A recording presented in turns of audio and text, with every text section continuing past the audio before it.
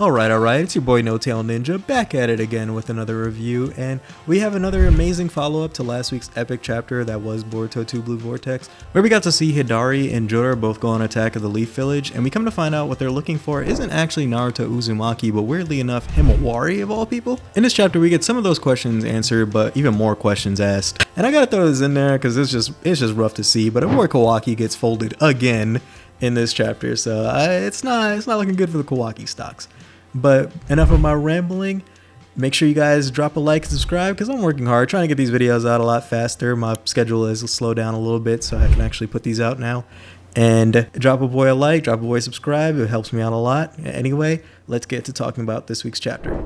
Actually, wait, one more thing. The cover on this actually looks kind of dope. I don't really like the Chika team, but I think if they look like this more in the manga, I would like it. They still look like kids in the manga, and it's a little weird. Anyway, let's actually get into it now. So we come back from the conclusion of last chapter, which, as I mentioned, the 10-tailed Jura finally rolled up on Himawari. Now, he's shocked because, as he said before, he was expecting Naruto to be here. So imagine his surprise when he sees this little girl. But Chika is a little bit worried because I think he's realizing that these guys way outclassed him, so he's trying to contact the sensory squad. As he's telling them that they more than likely ran into the trespassers that everyone's looking for, but weirdly Jura pulls out a book and it gives him all the information he needs to know about Team 10 and everything, apparently. So he reads it off and he's like, wait a minute, Shikadai Nara, who's technically the son of the Hokage currently, which I forgot completely that he would technically be the son of the Hokage. And Shikadai, hoping that all he really wanted to was just have a couple of questions asked him, is like, hey, do you want to just talk to my dad? He's like, no, actually my business is with the predecessor, which was the 7th, aka Naruto. But seemingly he followed the chakra signature and that led him to here, which was incorrect because it should have led him to Naruto. And he can't seem to find him anywhere in the village, which little does he know, Naruto is not even in the same dimension. But either way, he's been following the 9-tailed fox chakra and seemingly resonating with Himawari, which leaves everyone surprised because A, he's asking about Naruto, who's been apparently dead for 3 years, and he's also asking about Himawari, who definitely doesn't have the 9-tail as far as they're aware of. And everyone's kind of shocked by his calm demeanor as Chocho chimes in saying that he has to be a baddie because just kind of look at him, obviously he's a bad guy.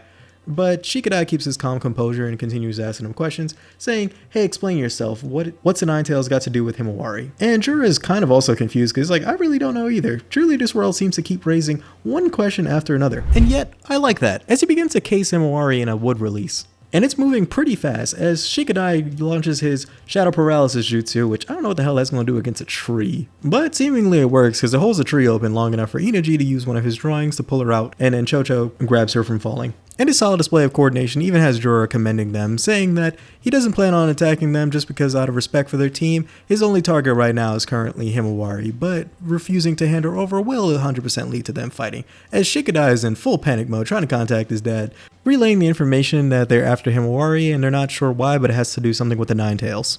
I don't know what that's going to do, to be honest with you. I have not seen Shikamaru leave this office the whole time. He's just been barking orders at everybody else, so I don't know. But bro, I made a whole video on you, so you better step out of that damn office and put on some gloves and start boxing with them shadows. And we get back to Kawaki, who's still asleep, which, bro, you've been knocked out a quarter of the chapters in this manga, and it's only 9 chapters so far. But he's still asleep as Amato's watching this in sheer shock on what's happening right now. Which honestly, seeing Amato and seeing Jura, I wonder if this is their connection, because their search for knowledge is pretty similar. But I'll touch on that maybe in another video someday. As we do see Boruto as he's staring at his karma marking, and it looks like he appears to be in an Orochimaru hideout, which would make sense because he trained with Sasuke and Sasuke knows where all the hideouts are. We actually do see that Kashin Koji's there, and he's apparently aware that the chakra trees are on the move again. And Boruto asks where, and he says, fly to the triangle, which I'm not exactly sure what that's supposed to mean, but Boruto seems to understand as he grabs his sword and flying Rajins out of there. And then we come back to Shikadai, who's asking one thing about if he came here following Naruto Uzumaki, then why is he after Himawari? And Jura responds by saying, I'll be frank, the trail we followed is to the 9-tails, and we happen to sense this chakra signature in Uzumaki Himawari. And Shikadai is even more confused because not only is Naruto dead, but also the 9-tails is dead, so he's not really sure what he's doing here. As Himawari is also surprised by these developments, as Chocho tries to comfort her saying that there's no way you have no 9-tailed fox or anything inside you, this guy's just weird. As he says, hey, I'm also surprised by the situation, but the only way we could really get answers is by devouring you, which, not the words you kind of want to hear right now, especially when you're 12. But then he says, listen, you've been warned, Chika, which I'ma heed that warning. And Shikamaru is still in his office as he's trying to give coordinates to everybody else, which, dude, you're the Hokage. You're probably the most inept with dealing with this situation, or should be at least. So get your ass out of that office and actually go fight somebody. I'm actually getting kind of pissed off by that. But anyway, a frog pops up and tells him to link up with Ino because Boruto's entered the village. As we cut back to Kawaki, who's finally waking up, as Delta's hovering over him, worried that he wasn't going to wake up at all because, yeah, though he does have near limitless regeneration, he probably shouldn't be as reckless as he is, but, you know, Kawaki just being a dick as always. That's just, like, only mood he has on. As Delta's trying to get on the move with attacking these new Ten-Tails, and she's like, yo, get up, we need to go. As he sends an uninvited guest, and who else is it but Boruto Uzumaki. As he looks on the carnage that was the fodder ninjas getting obliterated, and he says, it's them alright. And Shikamaru finally gets patched in with the Ino uplink and tells him that, you know, we're on a private channel, can't be hearing us again, as he informs them about the Ten-Tails and everything that they're currently looking for with Himawari. As Boruto is even surprised because even he doesn't know about Himawari and no Nine-Tail business. But before he can really get the full information out, who else but his biggest hater shows up as he starts to give the location of Boruto as they begin to fight. And Boruto's even confused because it's like, hey, isn't the village currently under attack? Why are you attacking me? And he's like, hey, don't forget you're an enemy too, which, how could you be this dense? Kawaki is like the densest character ever. Like, I know people give Sasuke a lot of flack, but like, Kawaki's just not really well written in my opinion. I don't like him. But as they're discussing this in the priority list of who should be killed first and blah blah blah, Kawaki just gets irritated and goes in for a sneak attack, which Boruto dodges like a quick time event, leaving Kawaki and even Delta a little bit shocked that he just managed to do that so simply. But if you don't succeed, try again. So he tries it again and wafts it one more time. So then he goes in for that cloth attack thing, which has literally not hurt anybody in the series except for Boruto when he wanted to get hit that one time. And naturally, he dodges that too. And then hits Kawaki one time and sends him flying. As Boruto hits him with the craziest disrespect, saying, pitiful, you haven't been training at all. Which, yeah, I don't think so. I think he's just been relying on pure power this whole time.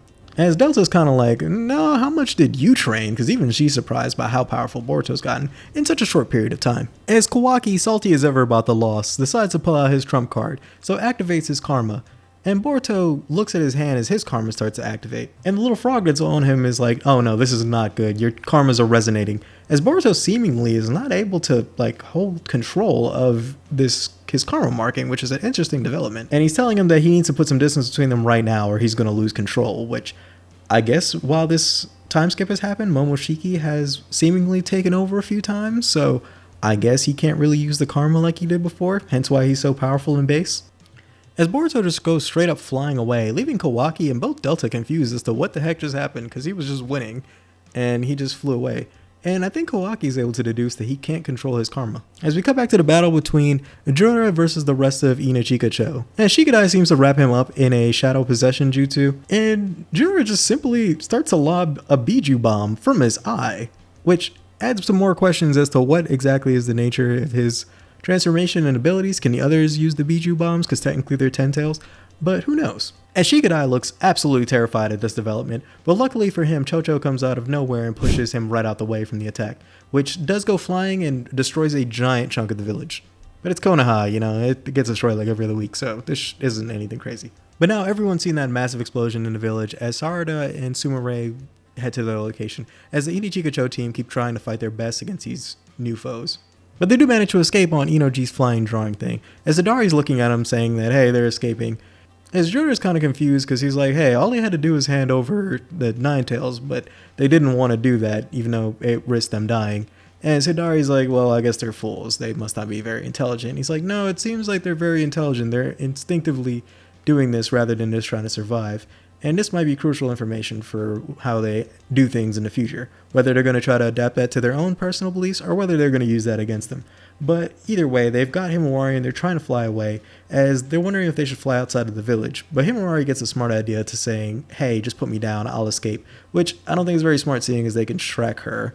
And Shikadai tries to relay that similar information, but Himawari is saying that at the rate they are, they're eventually going to get caught, as she weirdly gets teleported to a different playing or something of the sort. As she gets kind of shocked, she's like, what the heck was that? As she gets teleported again, as the creature behind her is like, good grief, I can't believe that jerk Ten-Tails would sniff me out. As we actually get to see, it is the Nine-Tails, but it's small, like really small. And she's like, little girl, you know who I am? And he's like, you're the Nine Tails, right? As the chapter comes to an end. And honestly, this was a very solid chapter. The art was pretty good. The story was pretty good. Only thing I didn't like is Kawaki, but I've never liked Kawaki, so I'm not going to really deduct that from the overall quality of the chapter. But honestly, I want to say this kind of lands in like the 9 out of 10 region. Only reason I'm only giving it a 9 is because I feel like they could crank it up just a little bit more. But this was still a pretty solid chapter. Probably my favorite chapter, at least of Two Blue Vortex at the moment. The only other chapter I could think of is when Boruto first meets the 10-tailed creatures. But this is still a pretty solid chapter, and I'm super excited to see where they go from here. But still, so many questions to be had, and hopefully I'll have some time to make some videos on these now that I have a little bit more free time, because I do want to make a video on what I think is going on with Himawari 100%. A commenter gave me a really solid suggestion, and I think I'm going to try to make a video on that as soon as possible, hopefully before next chapter, before it somehow contradicts everything I'm thinking, because even this chapter alone kind of contradicts what I'm thinking a little bit, but I'm going to try to just encompass everything. And also, I'm kind of curious as to who Jura is. I'm kind of getting the feeling that he's a mixture of characters rather than just a single character that he's adopting, but he seems to be displaying powers different from the rest of the other divine trees. But who knows, they all seem to have various different abilities and capabilities, so who knows if they might have Sasuke's abilities or they just have a different set. But his wood release is kind of throwing me off because it's giving me Hashirama vibes, but who knows who he could really be in the end of the day.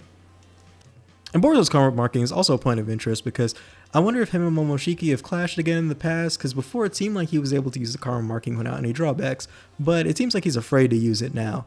But it also seems like he's getting a lot of Momoshiki's abilities because, as I've mentioned in the past, it seems like he can see the future, and I completely forgot that was one of Momoshiki's abilities.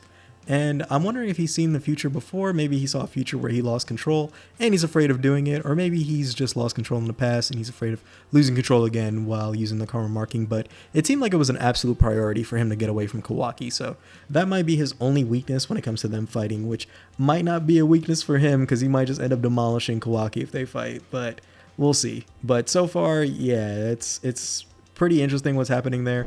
Maybe I could also make a video on that, but there's so much to make videos on with this chapter. And also, is Shikamaru gonna get out of that damn office? Because he's looking like a whole fraud right now. Like, I've made a whole video saying that how he could potentially be one of the strongest Hokage we've ever had just because of the sheer abilities and capabilities of ninja tech. But he's not stepped out the office, and it doesn't even seem like he's trying to. He's delegating his work to literally everybody else, which is kind of some fraud behavior. Even his son's out there and they have like the same power set, and he's out there fighting while he's in the office the whole time, and he's supposed to be the protector of the village. Real suspect. And Kawaki, for the love of God, learn how to fight, my guy. This has been several chapters and he just keeps getting knocked down one after the next, and like, it's kind of hard because he's supposed to be like an antagonist to Boruto, but he sucks. And on top of that too, he's like so one-track mind. Like, his character is some completely one note on he just wants to kill Boruto because he doesn't like Otsutsuki. So he doesn't even have a really great reason for why he wants to kill Boruto specifically, because they were brothers before, and he just hates Otsutsuki's with like a burning passion. I know, as I said before, people give Sasuke a lot of flack, but his character had a lot of depth to it, and I don't know, Kawaki just isn't the same for me. He just feels like a washed down version of Sasuke.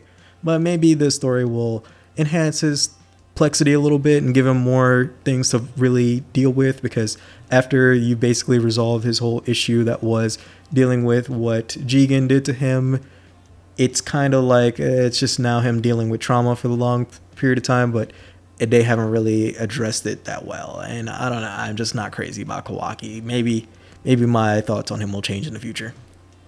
But overall, very exciting chapter of Boruto, very solid direction. As I said, I keep telling my friends, I'm like, I wasn't super crazy about OG Boruto, but Two Blue Vortex has totally got my attention and totally got my interest. But anyway, that's all I gotta say for right now. You guys stay safe, my ninjas, and I'm gonna catch you in the next one. Peace.